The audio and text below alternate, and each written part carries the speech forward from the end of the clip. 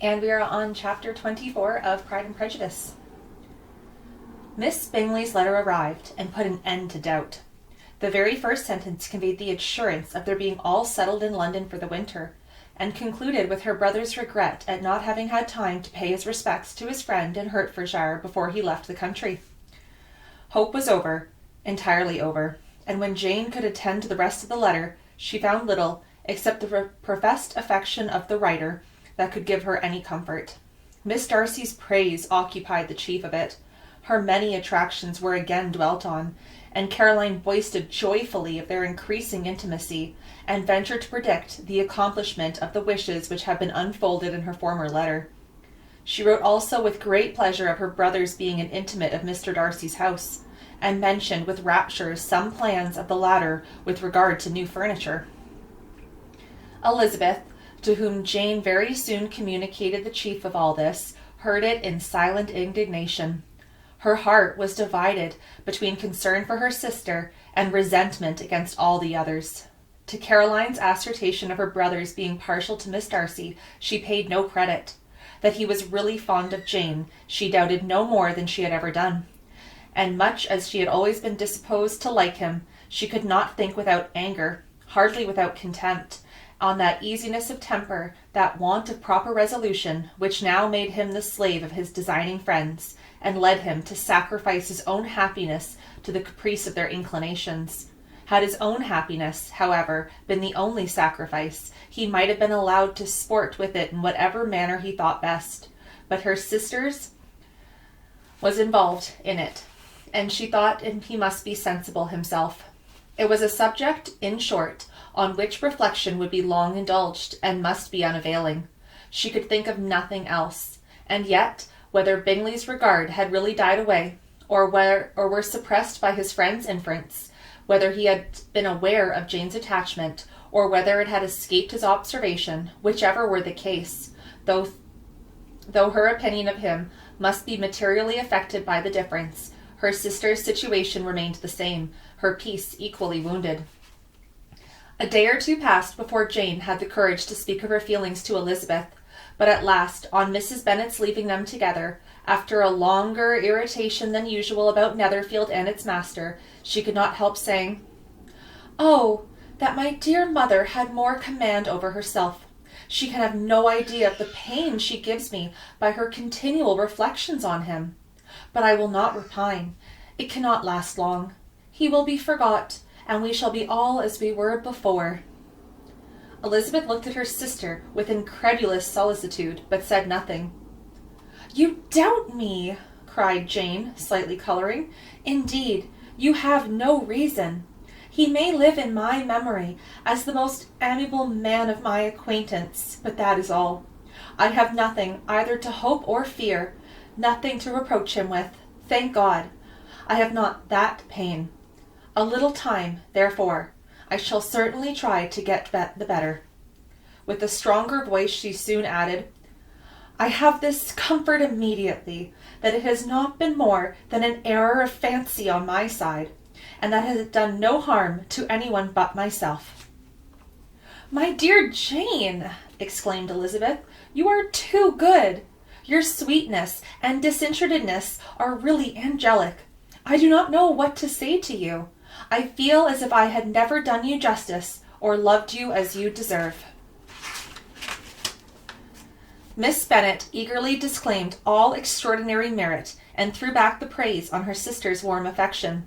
"Nay," said Elizabeth, "this is not fair. You wish to think all the world respectable, and are hurt if I speak ill of anybody. I only want to think you perfect, and you set yourself against it. Do not be afraid of my running into any excess, of my encroaching on your privilege of universal goodwill. You need not. There are few people whom I really love, and still fewer whom I think well. The more I see of the world, the more I am dissatisfied with it, and every day confirms my belief of the inconsistency of all human characters, and of the little dependence that can be placed on the appearance of either merit or sense. I have met with 2 instances lately. One I will not mention. The other is Charlotte's marriage. It is unaccountable. In every view, it is unaccountable." My dear Lizzie, do not give way to such feelings as these. They will ruin your happiness. You do not make allowance enough for difference of situation and temper. Consider Mr. Collins' respectability and Charlotte's prudent, steady character. Remember, she is one of a large family, that, as to fortune, it is a most eligible match, and be ready to believe, for everybody's sake, that she may feel something like regard and esteem for our cousin. To oblige you, I would try to believe almost anything, but no one else could be benefited by such a belief as this. For were I persuaded that Charlotte had any regard for him, I should only think worse of her understanding than I do now of her heart. My dear Jane, Mr. Collins is a conceited, pompous, narrow-minded, silly man. You know he is, as well as I do, and you must feel, as well as I do, that the woman who marries him cannot have a proper way of thinking. You shall not defend her, though it is Charlotte Lucas. You shall not, for the sake of one individual, change the meaning of principle and integrity. Now, endeavor to persuade yourself, or me, that selfishness is prudence, and insensibility of danger, security for happiness. I must think your language too strong in speaking of both, replied Jane, and I hope you will be convinced of it by seeing them happy together. But enough of this. You alluded to something else. You mentioned 2 instances.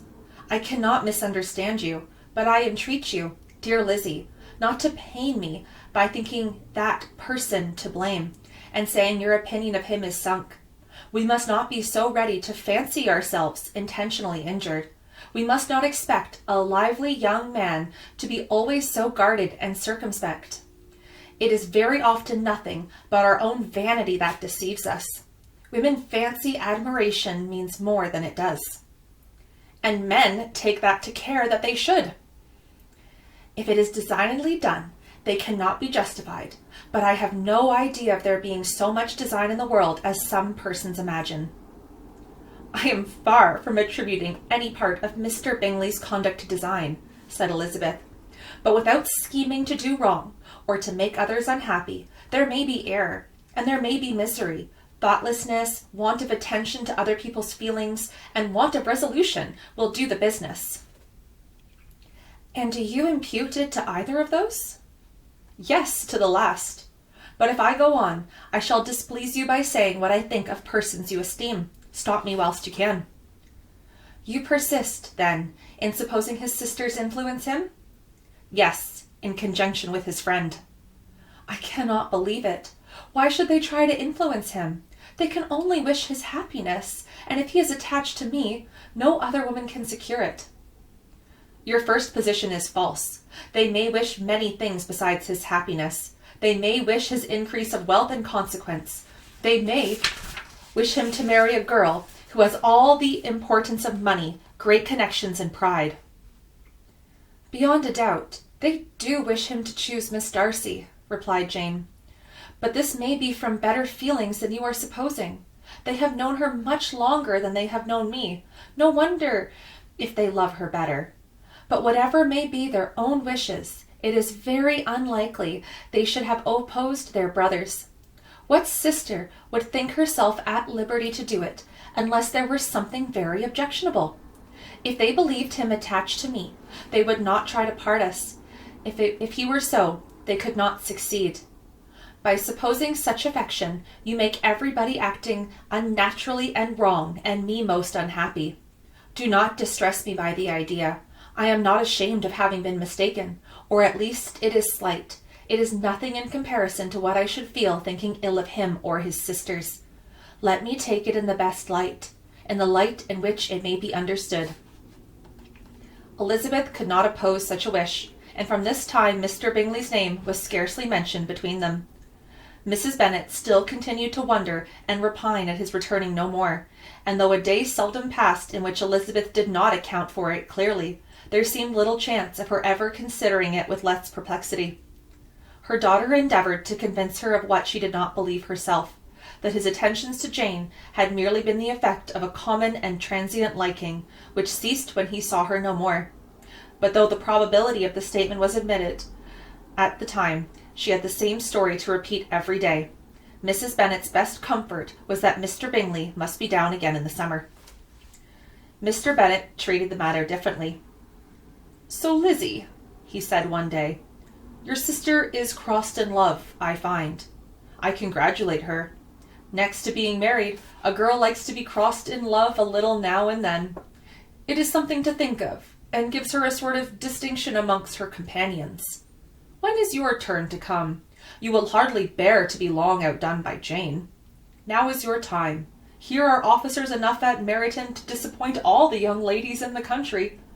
Let Wickham be your man. He is a pleasant fellow, and would jilt you credibility." "Thank you, sir, but a less agreeable man would satisfy me. We must not all expect Jane's good fortune."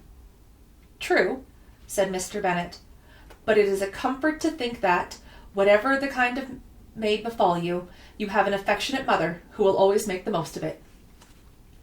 Mr. Wickham's society was of material service in dispelling the gloom which the late perverse occurrences had thrown on many of the Longbourn family. They saw him often, and to his other recommendations was now added that of general unreserve. The whole of what Elizabeth had already heard, his claims on Mr. Darcy, and all that he had suffered from him, was now openly acknowledged and publicly canvassed, and everybody was pleased to think how much they had always disliked Mr. Darcy before they had known anything of the matter. Miss Bennet was the only creature who could suppose there might be an extenuating circumstance in the case. Unknown to the society of Hertfordshire, her mild and steady candour always pleaded for allowances, and urged the possibility of mistakes, but by everybody else Mr. Darcy was condemned as the worst of men.